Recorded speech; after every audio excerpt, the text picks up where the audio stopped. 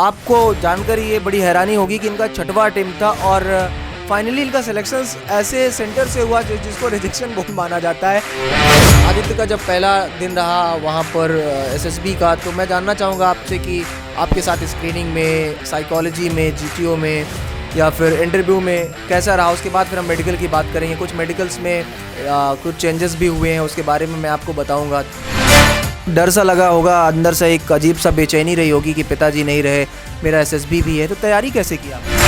कितने % क्वेश्चन आपने अटेम्प्ट किए थे रिटन में? सर रिटन में मैंने अराउंड 80 क्वेश्चन के अराउंड मैंने अटेम्प्ट किए थे, जिसमें से सर मेरे 74-75 मेरे करेक्ट थे उसमें से मैथ्स में।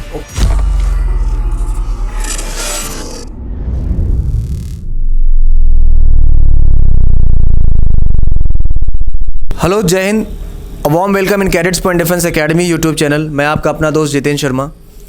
हमेशा की तरह आज मैं आदित्य किशोर जी के साथ, जिन्होंने एक इतिहास रचा है और मुसीबतों से झेलते हुए आगे बढ़े हैं, आदित्य किशोर जी के बारे में बताना चाहूँगा कि आदित्य किशोर जी रहने वाले प्रॉपर झारखंड के हैं और इन्होंने अपना निवास इनके दादाजी ने प्रीतम नगर इलाहाबाद में बनाया।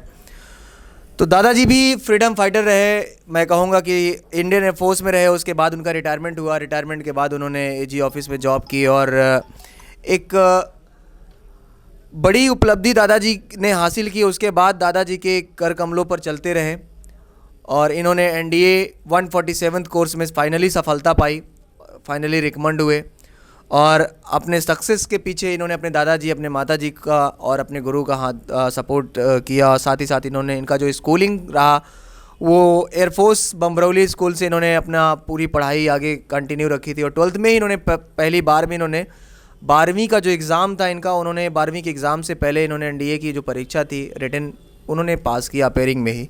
उसके बाद ये कॉन्फ्रेंस आउट हुआ और कॉन्फ्रेंस आउट होने के बाद फिर इनका एक सपना जो होता है वो शुरू हुआ नेशनल डिफेंस एकेडमी की तरफ और इनका जो फासले रहे वो लगातार नज़दीक होते गए, पास होते गए नेशनल डिफेंस एकेडमी से। तो आज हम इनसे मिलेंगे और मिलने के साथ ही साथ आज आदित्य हमारे साथ हैं।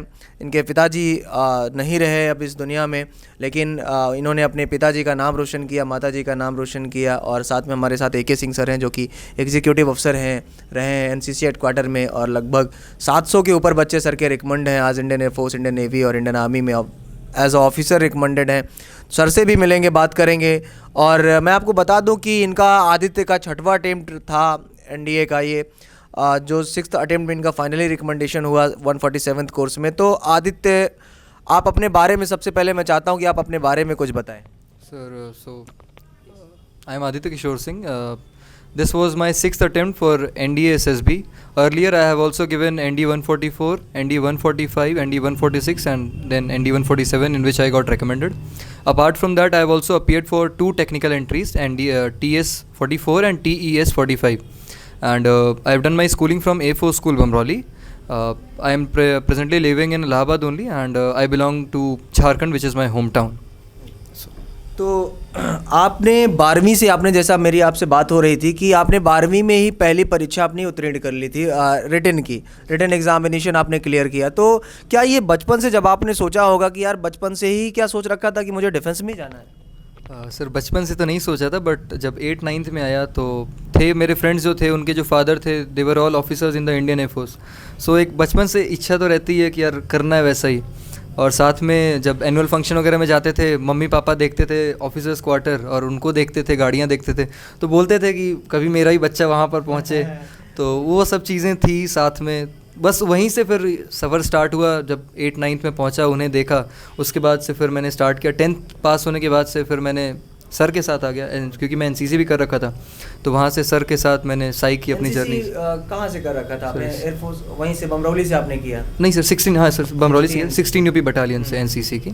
तो वहाँ से सर से मुलाकात हुई, फिर सर के साथ मैंने अपनी जर्नी स्टार्ट की। क्लास 10th के बाद से ही मैंने सर के साथ क्लास 10 से ही सर के साथ आप लग गए? हाँ, 10th पास होने के बाद से सर के साथ मैं आ गया। ओके, तो बहुत अच्छा लग रहा है आपसे बात करके आदित्य। और आप कितने छोटे थे जब आपके पिताजी नहीं रहे, गुजर गए? सॉरी, इस बात को उठाना नहीं चाहिए, लेकिन आपके बारे में मैं अगर एक छोटा सा बाइट्स लेकर आ रहा हूं तो मुझे लगता है कि पूरी जानकारी होनी चाहिए हमारे दोस्तों को भी, हमारे बच्चों को भी, कि आप किस तरह से पढ़ लिख कर आगे बढ़े हैं और आज आपने जो अपना नाम, माता पिता का नाम और देश का नाम रोशन कर रहे हैं, हमें सबको बड़ी खुशी हो रही। तो आप बताएं, जब आप कितने छोटे थे जब आपके पिताजी नहीं रहे? सर बहुत ज़्यादा टाइम नहीं हुआ है, मतलब मेरी एसएसबी थी ऑन 29 सितंबर और 13 अगस्त को मेरे फादर एक्सपायर किए थे, around 1.5 month before my SSB. Okay. So वहाँ पर ऐसा हुआ। तो ये कौन सी एसएसबी थी उस समय जब आपके फादर नहीं रहे? इसी बार जिस बार मैं इसी रिकमेंड बार। हुई। तो ऐसा नहीं लगा यार, एक डर सा लगा होगा अंदर से, एक अजीब सा बेचैनी रही होगी कि पिताजी नहीं रहे, मेरा एसएसबी भी है, तो तैयारी कैसे की आपने? सर प्रिपरेशन तो थी, ये था कि थोड़ा सा मोटिवेशन डाउन होता है, बट फिर वही था कि सपना तो साथ में सबने मिल करके देखा था, तो पूरा करने का भी काम तो था मेरा। भले वो ना रहे हो लेकिन साथ में तो है, फिजिकली नहीं है लेकिन मेंटली तो साथ में रहता ही आदमी। तो वो चीज़ें साथ में थी, बाकी घर का बहुत ज़्यादा सपोर्ट था, सबने बहुत हेल्प की, अंकल वगैरह भी हैं, मेरी आंटी हैं, सबने बहुत ज़्यादा सपोर्ट किया और मम्मी हैं, सबने सपोर्ट किया, तो उसी की बदौलत आज रिकमेंड हो गया। बिल्कुल। तो ये एक बड़ी बात होती है कि भाई बच्चा जो अपना जीवन आज देश के लिए करने जा रहा है, और पहली प्राथमिकता बच्चे की यही होगी कि सेना भी यही चाहती कि पहली प्राथमिकता आपको आपका देश होगा, उसके बाद आपका अपना परिवार होगा। तो मैं आपसे जानना चाहूँगा कि आपका जो रिटन एग्ज़ाम था ये 18 मई 2021 को था? Yes sir. अच्छा, तो एसएसबी आपकी कब लगी? सर 29 सितंबर। 29 सितंबर से लेकर 3 अक्टूबर तक आपका एसएसबी रहा। तो आपको जानकर ये बड़ी हैरानी होगी कि इनका 6वां अटेम्प्ट था, और फाइनली इनका सिलेक्शन ऐसे सेंटर से हुआ जिसको रिजेक्शन बोर्ड माना जाता है।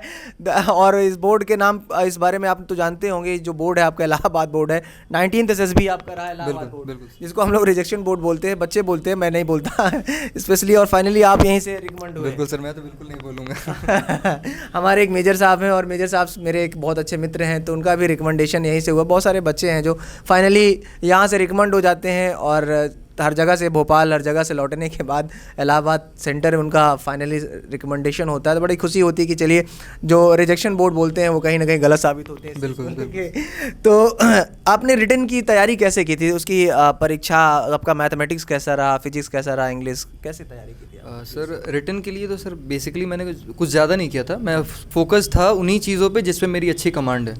जिन चीज़ों में मेरी अच्छी कमांड थी उन्हीं को मैं लेकर के आगे गया था। कितने % क्वेश्चन आपने अटेम्प्ट किए थे रिटन में? सर रिटन में मैंने अराउंड 80 क्वेश्चन के अराउंड मैंने अटेम्प्ट किए थे, जिसमें से सर मेरे 74-75 मेरे करेक्ट थे उसमें से मैथ्स में। ओके, 80% आपने लगभग कवर किया था? हाँ नहीं, 80 क्वेश्चन 120 में से 80 मैंने अटेम्प्ट किए। मैथमेटिक्स में? Yes sir. जीएटी का कैसा पेपर रहा? सर जीएटी में इंग्लिश में मैंने अराउंड अटेम्प्ट किए थे 32-33, और साइंस में मैंने सर साइंस थोड़ा ज़्यादा अच्छी कमांड थी, तो उसमें मेरे 46 के अराउंड मैंने अटेम्प्ट किए थे, और 45 सही भी होगा।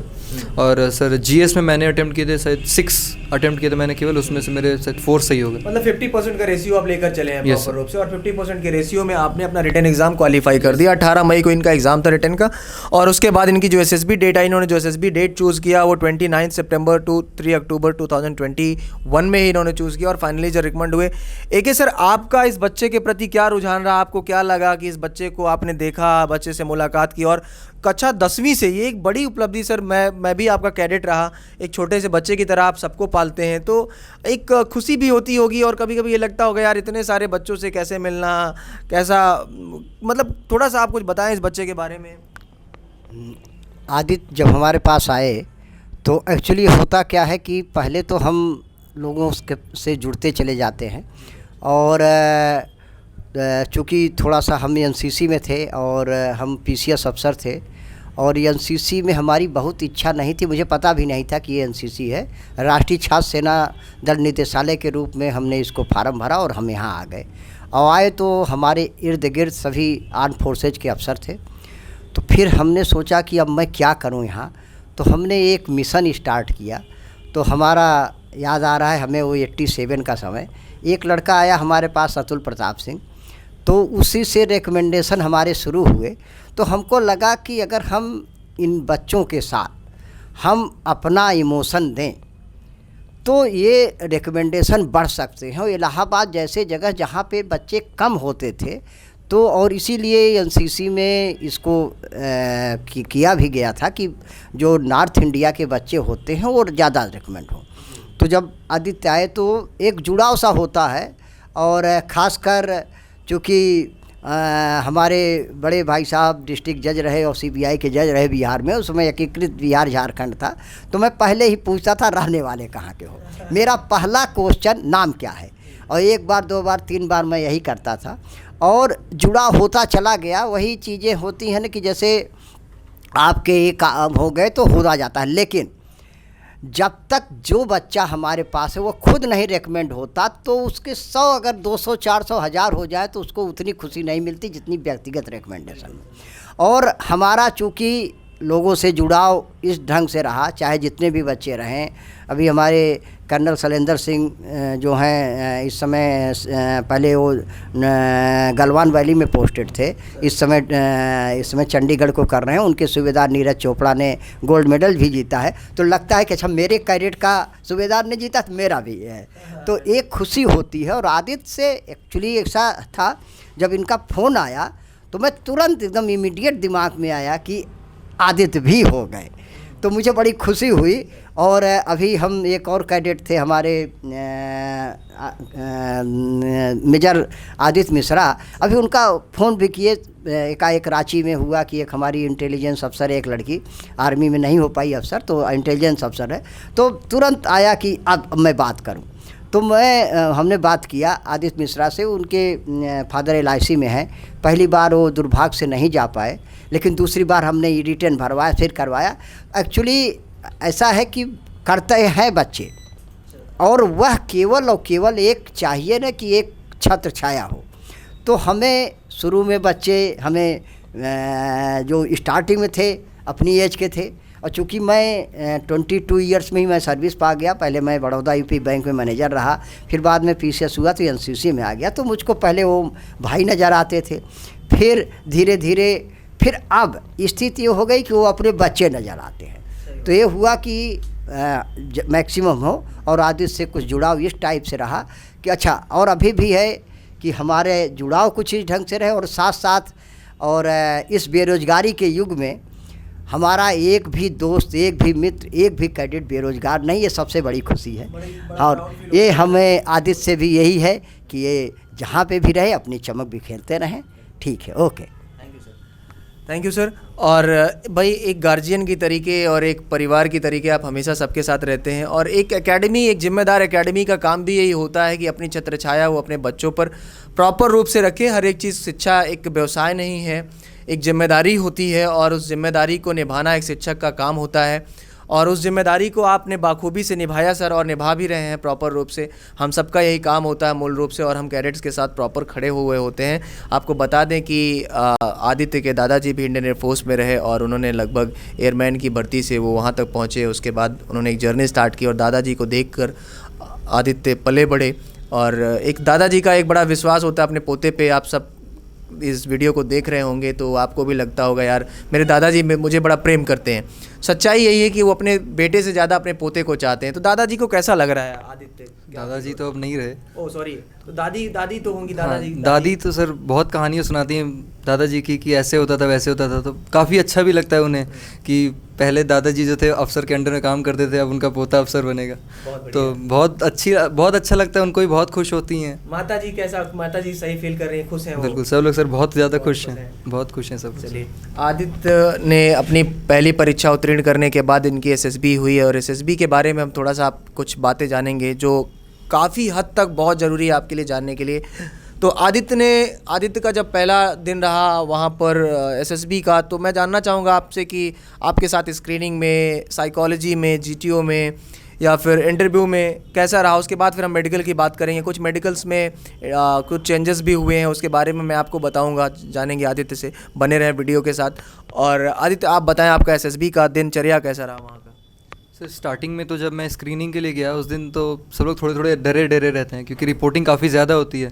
हम देखते हैं एक दूसरे को देख के काफ़ी डर लगता है कि यार इतने सारे बंदे आ गए, कैसे क्या होगा। कितने बच्चे थे उस समय? मेरे में सर 65 की रिपोर्टिंग थी। 65 बच्चे थे? यस सर, 65 में रिपोर्टिंग थी, उसमें हम जो है 30 स्क्रीन इन हुए थे। 30 स्क्रीनिंग में मतलब 50% जो बच्चे थे वो बाहर हो गए सर।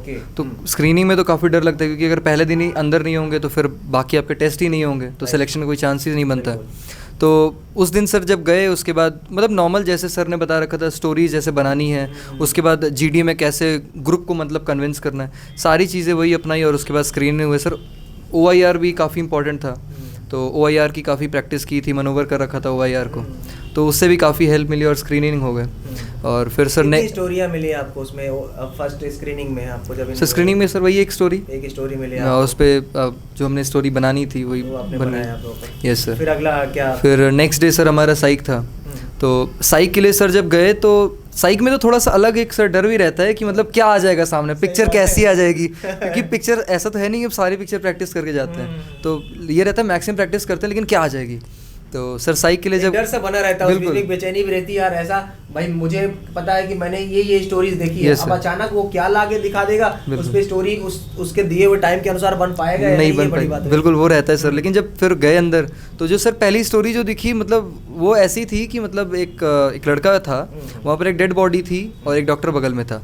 तो मतलब पहली स्टोरी देखते ही मुझे ऐसा लगा कि एक मेरे साथ कनेक्ट था, क्योंकि सेम चीज़ मेरे साथ हुई थी फादर के साथ ही, मतलब 1 महीने पहले मेरे साथ वही चीज़ें हो रखी थी, तो कनेक्ट हो गया बहुत अच्छा। वो इंसिडेंट था ये हाँ, अचानक बिल्कुल। तो सर और जब वो मैंने लिखा उसके बाद थोड़ा सा अंदर से कॉन्फिडेंस आ गया कि यार लग रहा है कि आज सब मेरे साथी होना जो होना है, मतलब सब चीज़ लग साथ है अपने।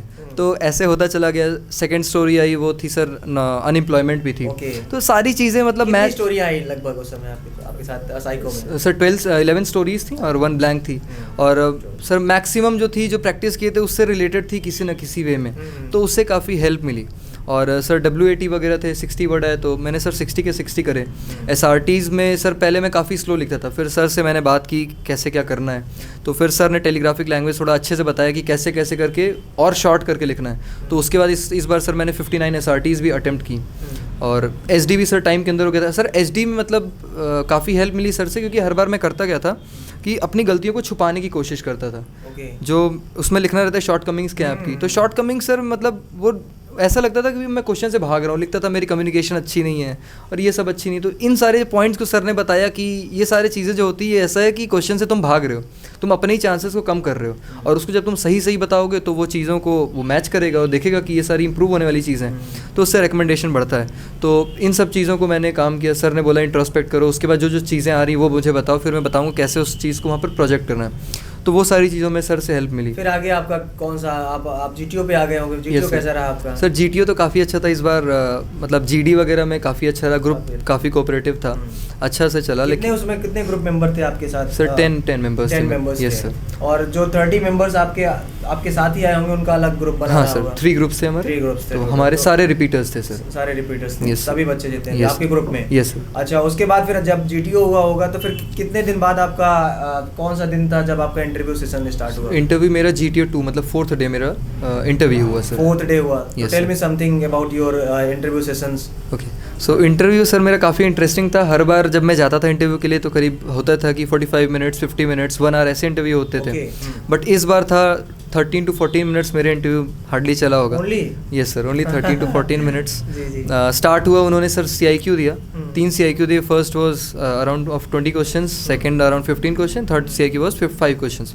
सारे मैंने आंसर किए। इसके लिए भी सर एक टैक्टिक मैंने जो अपनाई वो क्या था कि सर पहले मैं उसको लाइन बाय लाइन नहीं बोल पाता था, तो उसके लिए फिर मैंने सर से हेल्प ली। तो सर ने बताया कि सर बुलेटिन देखना चाहिए, जो न्यूज़ की बुलेटिन होती है। और अगर न्यूज़ की बुलेटिन अगर 50 स्लाइड्स की बुलेटिन आती है, फर्स्ट 20 अगर आप रिमेंबर करिए, सुनिए एक बार उसको, वापस बोलिए, तो उससे वो कैपेसिटी बढ़ती जाती है माइंड की। तो ऐसे करके सर मैंने उस पर कमांड किया, और फिर CIQ भी मैंने रैपिड फायर जो राउंड बोलते हैं उसको अच्छे से कमांड किया मैंने उसके साथ। फिर सर बाद में उन्होंने मुझसे एक SRT पूछी।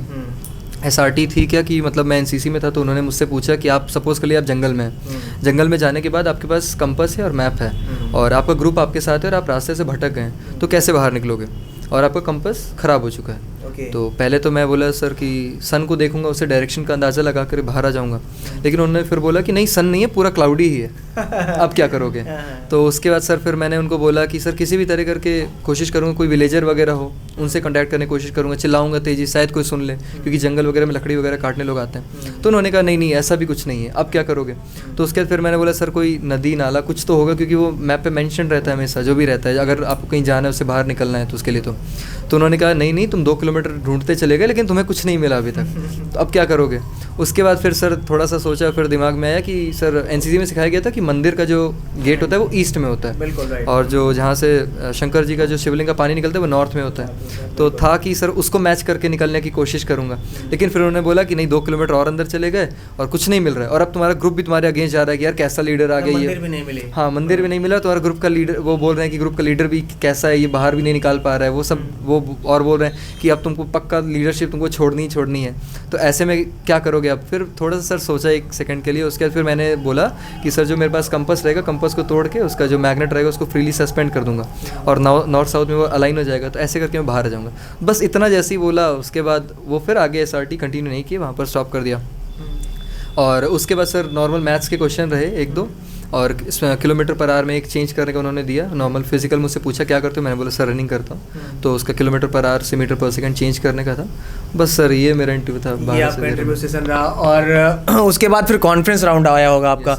तो कॉन्फ्रेंस राउंड में आपके ग्रुप में टोटल 10 मेंबर्स थे, तो 10 मेंबर्स में आपके ग्रुप में कितने बच्चे रिकमेंड हुए उस समय? सर हमारे ग्रुप से सर 3 बंदे रिकमेंड हुए। 3 बंदे रिकमेंड हुए थे फाइनली, मतलब 7 बच्चे उसमें से बाहर हो गए। और उन जो 30 का ग्रुप था टोटल, तो उसमें से फाइनली कितने बच्चे रिकमेंड हुए? सर 8 रिकमेंड हुए। 8, मतलब 30 बच्चों में 8 बच्चे SSB बोर्ड इलाहाबाद से फाइनली 19th SSB बोर्ड से फाइनली रिकमेंड हुए। और उसके बाद का जो सिलसिला आपका रहा, वो अगले दिन आप आए होंगे मेडिकल के लिए। तो मेडिकल की जब हम बात करते हैं, तो मेडिकल का क्राइटेरिया आपका कैसा रहा? मतलब क्या क्या उन्होंने प्राइवेट पार्ट्स के अलावा और क्या उन्होंने चेक किया? सर मेडिकल्स तो थोड़ा सा टेंस रहता है क्योंकि किसी को पता नहीं रहता है किसके अंदर क्या प्रॉब्लम्स हैं। तो सर स्टार्ट हुआ हमारा एक्सरे और अल्ट्रासाउंड के साथ। तो उसके लिए हमें बोला कि ब्रेकफास्ट वगैरह बिना करे वहाँ पर आना है। तो वहाँ पर पहला दिन तो सर मेडिकल से हम बैठे तो पेपर वर्क हुआ हमारा। कितने बजे का ड्यूरेशन था जब उन्होंने मतलब कॉल किया, उन्होंने बुलाया कि आपको इतने बजे मेडिकल कैंप? सर 7 हमें रिपोर्ट करना रहता था मॉर्निंग, यस सर, और 4 हम वापस जाते थे अराउंड। तो उसके बीच में कुछ खाना पीना नहीं रहता था। तो फर्स्ट डे तो सर हम गए तो हमारा पेपर वर्क हुआ, उसके अलावा हमारा कुछ भी नहीं हुआ। सेकेंड डे जब गए तो वहाँ सर हमारा एक्सरे से स्टार्ट हुआ, एक्सरे और अल्ट्रासाउंड हुआ हमारा।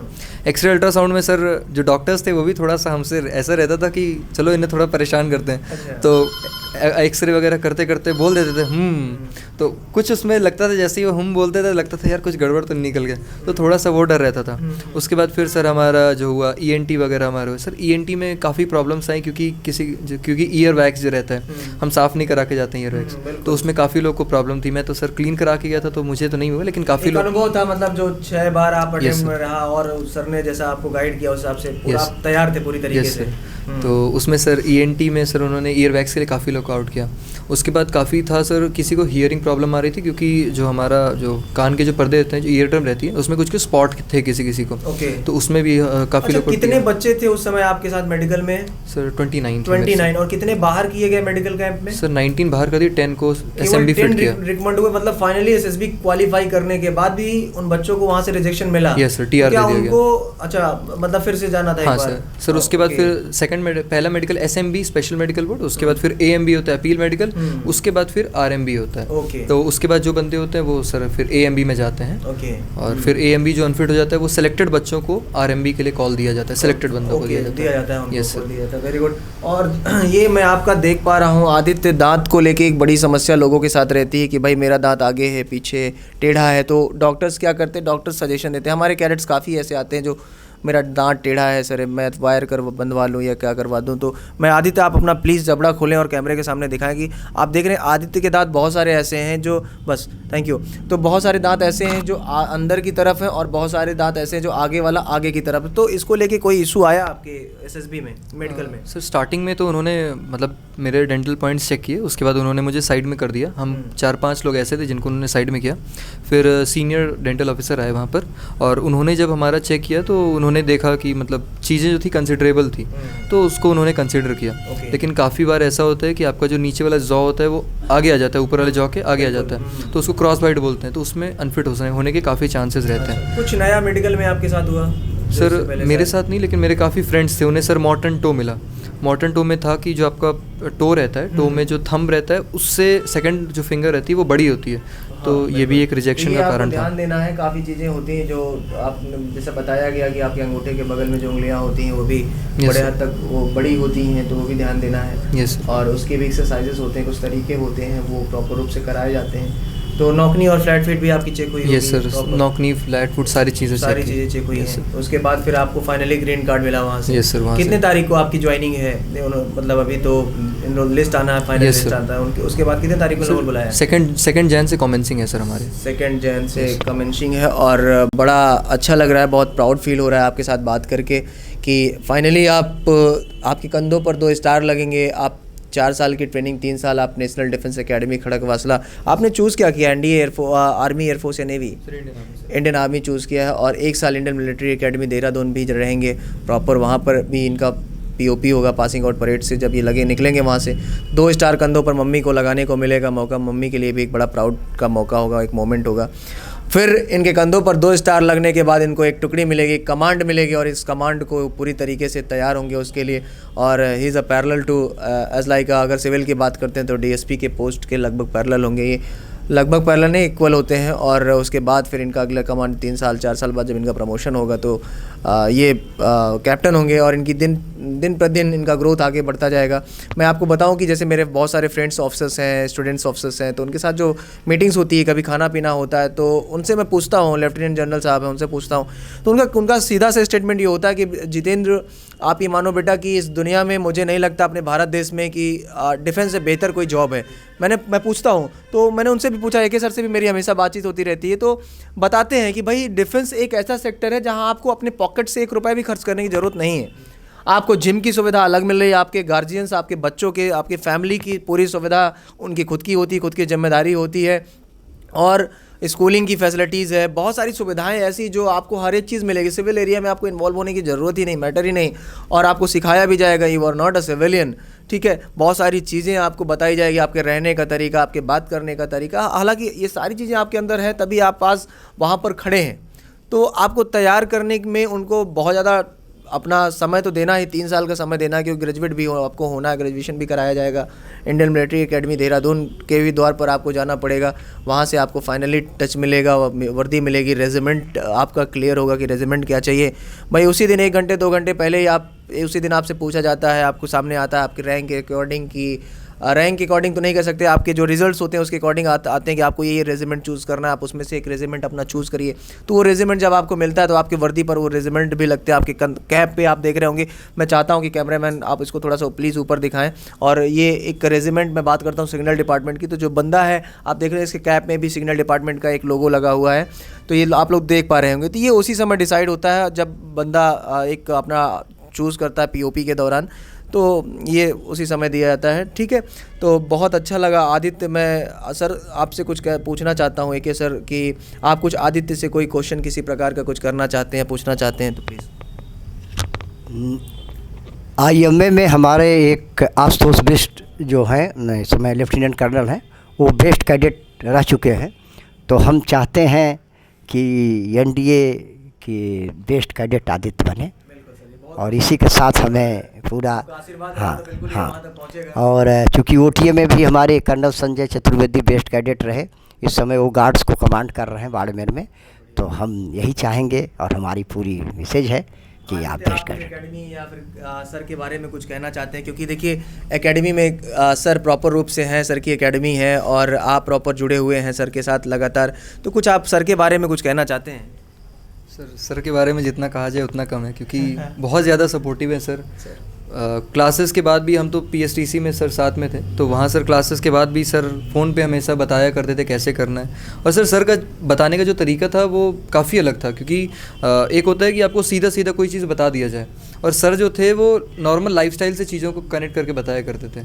तो उस वे में सीखने में काफ़ी हेल्प होती है और अंडरस्टैंडिंग भी आपकी काफ़ी बनती है। तो वैसा सर का था, तो काफ़ी उससे काफ़ी हेल्प मिली। और उसके अलावा तो सर व्हाट्सएप वगैरह पे सर हमेशा हेल्प करने को तैयार रहती है सर।